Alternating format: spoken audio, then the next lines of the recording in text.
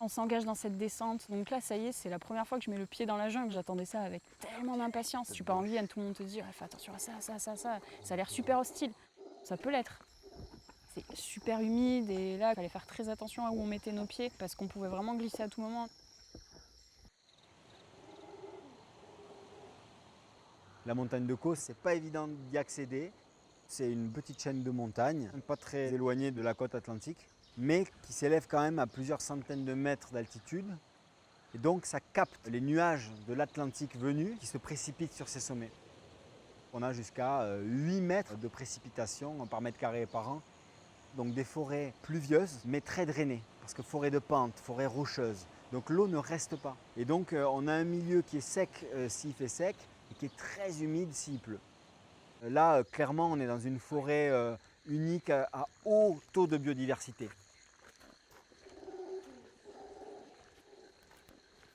Et dans cette descente, on est tous en train de faire super attention. On entend Chloé, attendez, attendez. Et là, le drame. Qu'est-ce que t'as trouvé? Oh non. Allô? Mais j'hallucine. Viens voir. Elle est tombée toute seule. Elle a la semelle qui s'est décrochée. C'est tombé tout seul. Merde. Mais pourtant, je comprends pas, c'est des chaussures genre neufs. Il te reste quoi dessous mon drap? C'est hallucinant. Non, mais c'est que le début là.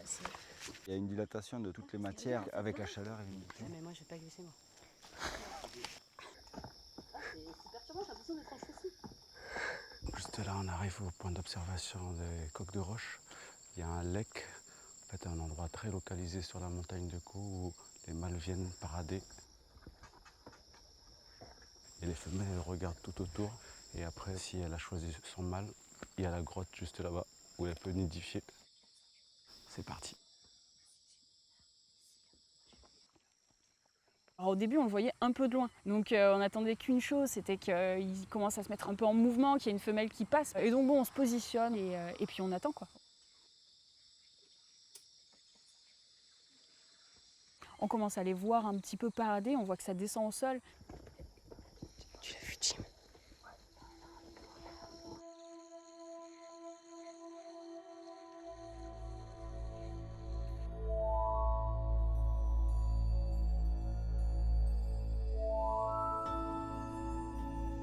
Ici, on est aux premières loges pour observer la place de chant de parade nuptiale des mâles.